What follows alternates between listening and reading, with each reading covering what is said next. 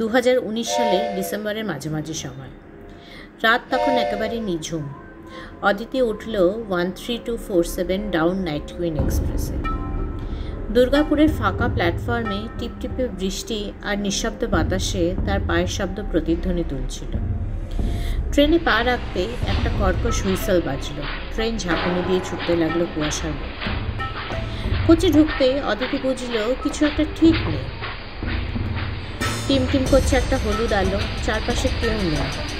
জানলার পাশে বসে সে ফোন অন করল, ফোনেও সিগন্যাল নেই। দেখতে দেখতে শহরের আলো মিলিয়ে গেল।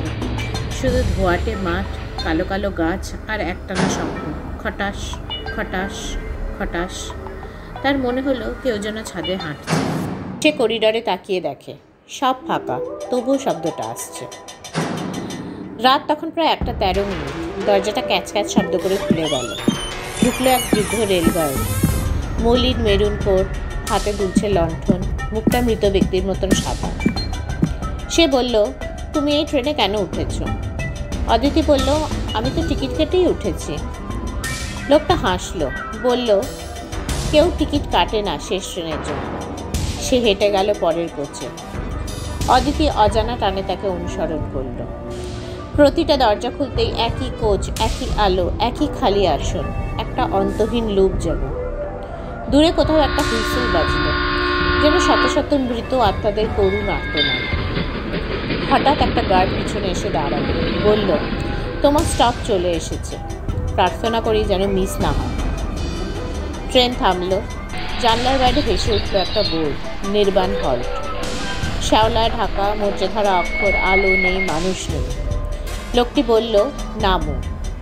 অদিতি বলল, আমি এই জায়গা চিনি না, কি করে নামতে পারি? সে ফিসফিস করে বলল, চিনতেই হবে, এর বেশি আর জীবিতদের এগোনো যায় না। দরজা নিজে থেকেই খুলে গেল। ঠান্ডা হাওয়া, ধূপ আর পোড়া কাঠের গন্ধ ভেসে আসলো কোচের ভেতরে। অদিতি নেমে পড়ল। প্ল্যাটফর্মে পা দিতেই ট্রেনটা আবার হুইসেল বাজালো। কুয়াশার মধ্যে মিলিয়ে গেল, যেন কখনো ছিলই না। বোর্ডে লেখা, নির্বাণ হল্ট, স্থাপিত 1896, বন্ধ 1962। একটা মন্দিরের ঘণ্টার শব্দ ভেসে এলো। তারপর চারিদিকে চুপচাপ নীরবতা। কিছুক্ষণ পরে দূরে একটা হেডলাইটের আলো দেখা গেল। একটা আধুনিক ট্রেনের ইঞ্জিন এসে দাঁড়ালো। ড্রাইভারটা অতি বিস্ময়ে জিজ্ঞাসা করলো, আপনি এখানে কি করছেন? অদিতি বলল, আমি নাইট এক্সপ্রেস থেকে নেমেছি। ড্রাইভারটির মুখ ফ্যাকাশে হয়ে গেল। সে বলল, এই রুটে কোনো নাইট এক্সপ্রেস নেই। 60 বছর আগে দুর্ঘটনার পরে এই লাইনের ট্রেন বন্ধ হয়ে গেছে। পেছনের ভাঙা প্ল্যাটফর্মের অন্ধকারে একটি লণ্ঠন টিমটিম করলো, তারপর নিভে গেল। শোনা যায়, নির্বাণ হল্টে আজও দেখা মেলে সেই অভিশপ্ত ট্রেনটি। যে ওঠে তাকে নেমে পড়তে হয় তার আসল গন্তব্যে পৌঁছানোর আগে, কারণ এটি হলো এই লাইনের শেষ স্টেশন, যার ওপারে আছে শুধুই মৃত্যুর নীরবতা।